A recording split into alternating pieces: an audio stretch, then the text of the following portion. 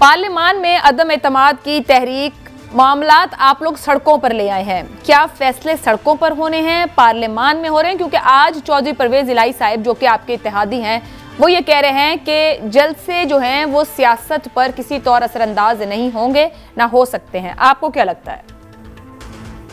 बिस्मिल्लाहिर्रहमानिर्रहीम। Thank you Ayesha. हम तो ये कह ही नहीं रहे कि हमने पार्लियामान पर असरअंदाज होना है। हम तो ले आए हैं, रेजोल्यूशन का हिस्सा बन गया है और परसों उसने टेबल हो जाने मंडे वाले दिन, और फिर एज पर रूल्स जो भी स्पीकर फैसला करेंगे 3 दिनों में या 7 दिनों में उसका फैसला आ जाएगा सबके सामने। तो इसलिए हम तो इससे भाग नहीं रहे, हम तो इससे भाग रहे हैं। हम तो ये देख रहे हैं कि ये अवामी ताकत से ये लोग किस तरह से भाग रहे हैं। हम तो ये देख रहे हैं कि पहले इन्होंने सुप्रीम बार काउंसिल के वकला को अपनी प्रॉक्सी बनाकर सुप्रीम कोर्ट में पेश किया, वहां से भी उन्हें ये बताया गया, यानी जो आज तक ये कहते थे अवाम का फैसला, जमहूरियत का फैसला, आज वही जमहूरियत पर शबखून मारने की कोशिश करें, आज वही अवाम को सड़कों पर लाने से घबरा रहे। तो इनकी कांपे तो अभी 27 मार्च का जलसा कल होना है, आज रात से ही इनकी नींदें हराम हो गई हैं। मैं अभी देख रही थी, अभी ये जो जलसी यहाँ से निकली है, जो ये लॉन्ग मार्च हमारे अगेंस्ट, तो अवाम तो पहले ही फैसला कर चुकी है। मैं आपको बता रही हूँ,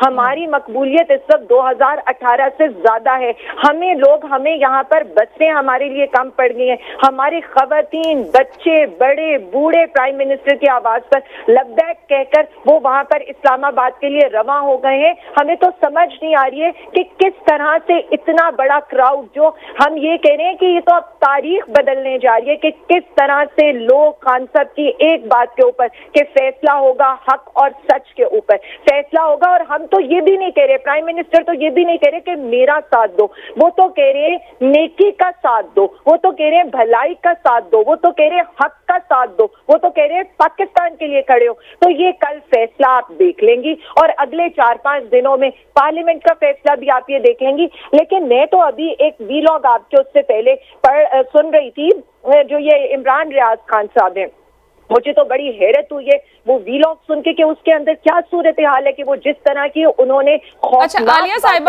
साहिबा आप जो बात कर रही हैं नेकी और भलाई का साथ, परवेज इलाही साहब ने भी आज एक बात की और एक प्राइम मिनिस्टर साहब ने भी अपने जलसे में बात की। मैं वो दोनों रख कर ही आपसे उस पर चाहूंगी। वज़ीर आज़म साहब ने जलसे में कहा कि अल्लाह ताला का हुक्म और आप पर फर्ज है कि अवाम 27 मार्च के जलसे में निकल के अच्छाई का साथ दें। परवेज इलाही साहब ने कहा कि मजहब का सियासत के लिए इस्तेमाल करने वालों का कोई मुस्तकबिल नहीं है। ये किसकी बात कर रहे हैं वो?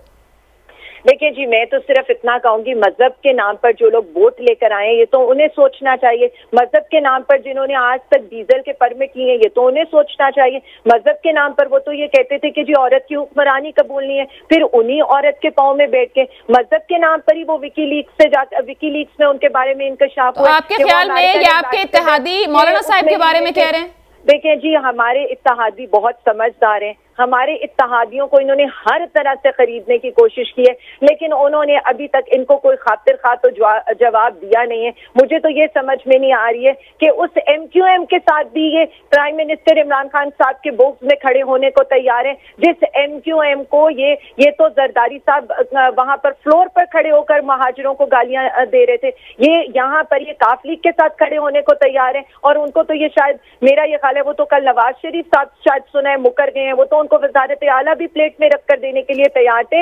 हम तो सिर्फ इतना कह रहे हैं कि बुग़्ज़े इमरान में मजहब के ठेकेदार ले लें, या आप ये सियासत के किरदार ले लें, या आप ये करप्शन के सरदार ले लें, सब गिर रहे हैं और सबको नजर आ रहा है कि किस तरह से ये लोग डर चुके हैं।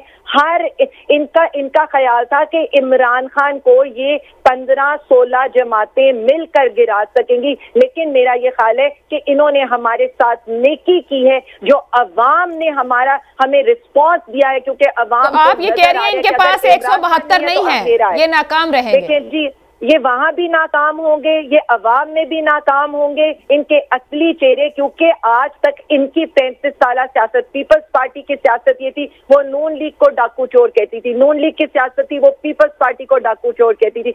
आज मैंने पहले भी कहा था कि एक अपने गारंटी ले रहे, MQM गारंटी ले रही है पीपल्स पार्टी की नून लीग से, नून लीग गारंटी ले रही है काफ लीग की पीपल्स पार्टी से, और दोनों एक दूसरे की गारंटी ले रहे हैं मौलाना से, और मौलाना की गारंटी तो उनके अपने انہیں بنو کے لوگ دینے کو تیار نہیں ہے. تو اس لیے یہ میں آپ کو آج بتا رہی ہوں, انہیں ہر محاذ پہ ناکامی کا سامنا کرنا پڑے گا.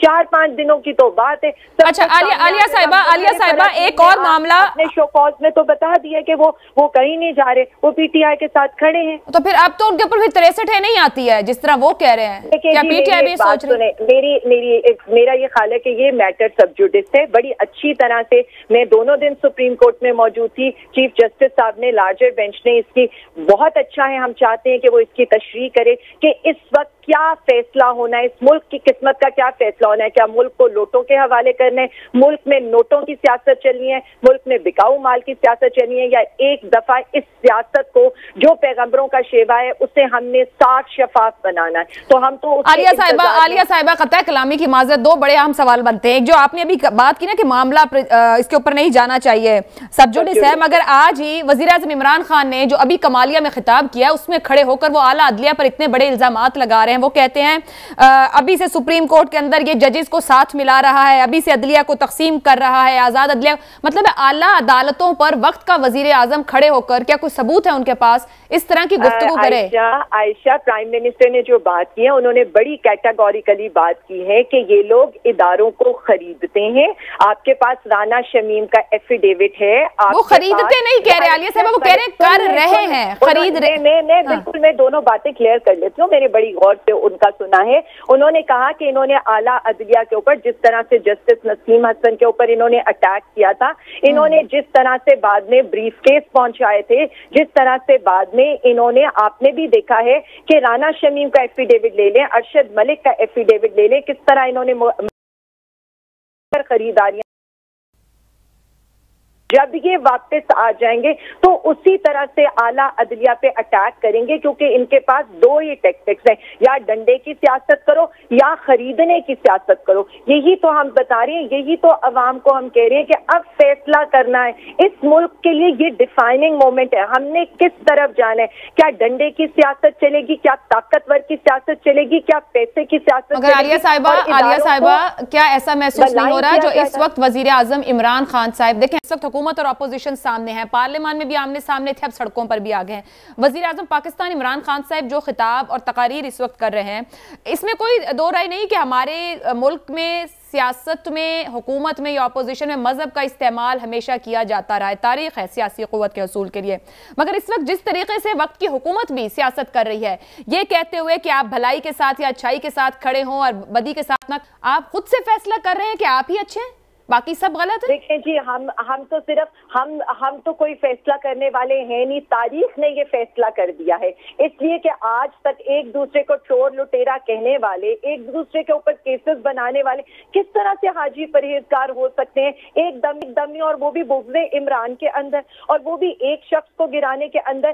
کچھ تو ہوگا نا, ایک شخص کے خلاف پورے کے پورے یہ سب لوگ جو ایک دوسرے کو گالیاں نکالتے تھے کھڑے ہو گئے. یہ تو تاریخ کا فیصلہ ہے, یہ تو مورخ یہ دن لکھے گا کہ پاکستان نے آج آزادی کا فیصلہ کرنے یا ہر دفعہ غیر ملکیوں کی غلامی کرنی ہے. پاکستان نے ان کے لیے کھڑا ہونے جنہوں نے اپنی جائیدادیں ان کو لوٹ مار کے بچائی ہیں, یا پاکستان نے اس کے لیے کھڑا ہونے جو ان کی جنگ لڑ رہے ہیں. بڑی کلیئرٹی سے عالیہ صاحبہ ایکسپلین کر رہی ہیں کہ اس وقت پاکستان کیا فیصلہ کرنا ہے. شیلا رضا صاحبہ, آپ بھی یہ گفتگو سن رہی ہیں, یہ فرمائیے گا کہ جو معاملات پارلیمان کے تھے, پارلیمان کے اندر حل ہونے ہیں, وہ وہاں کی بجائے ہم سڑکوں پر لے آئے ہیں, ہمارے پارلیمنٹیرینز ہی سڑکوں پر لے آئے ہیں.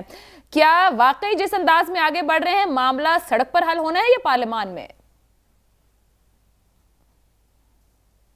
بہت شکریہ عائشہ. ابھی ہم اس سے پہلے پروگرام میں بھی اتفاق سے ساتھ تھے. سب سے پہلے تو ایک لائٹر موڈ میں بات کر دوں کہ آپ جو یہ کہہ رہی ہیں عالیہ صاحبہ کہ ایک دوسرے کو یہ کہنے والے آج ہمارے ساتھ ہو گئے ہیں بغض عمران میں. تو عمران صاحب نے شیخ رشید کو کہا تھا چپراسی بنانے کے لائق نہیں ہو, تو کیا مجبوری ہے کہ ریلوے میں 100 سے زیادہ حادثے کرنے کے بعد وزیر داخلہ بھی وہی ہیں, تو یہ کس کے بغض میں آپ نے انہیں ساتھ میں لا لیا؟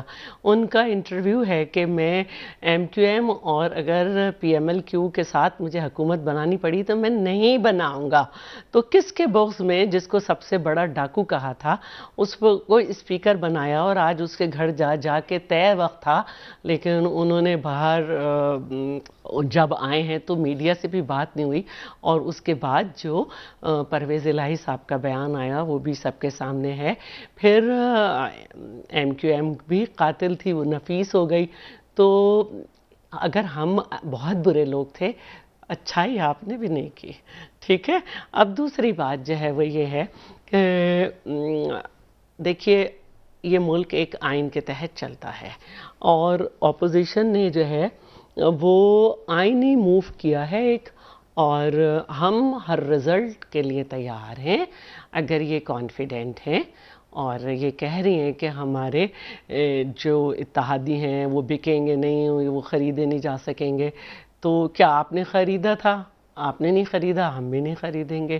آپ میرے ساتھ پہلے پروگرام میں تھیں، باسط بخاری صاحب اپنا قرآن پہ حلف لے کے اپنے وائرل کر چکے ہیں پکچر، ڈیڑھ صاحب بھی کر چکے ہیں، اس کے علاوہ ایک اور بھی. تو آپ لوگ خود بھی کہہ رہے ہیں کہ نا ہمارے لوگ بکے نہیں ہیں. تو اصل بات یہ ہے کہ آپ 10 لاکھ لوگ لے آئیں یا 10 کروڑ، انہی لوگوں کے یہ نمائندے ہیں جو آپ، جس میں سے بہت سے آزاد ہیں، جن کو عمران صاحب کہتے تھے جو آزاد ہوتا ہے وہ اس لیے آتا ہے کہ وہ اپنی قیمت لگائے اور پھر برے وقت میں یا یہ اس میں وہ کر دے. تو آزاد کو میں ساتھ ہرگز نہیں ملاؤں گا، لیکن وہ بھی ملایا، پتہ نہیں کس کے بغض میں، اپنے ہی آپ سے بغض کیا انہوں نے، یا شاید بغض پاکستان کیا تھا. تو اب جب یہ بات ڈیسائیڈڈ ہے کہ الیکٹورل کالج جو ہے وزیر اعظم کا وہ نیشنل اسمبلی ہے جہاں پہ عوام کے بھیجے ہوئے لوگ اپنی عوام کو ذمہ دار ہیں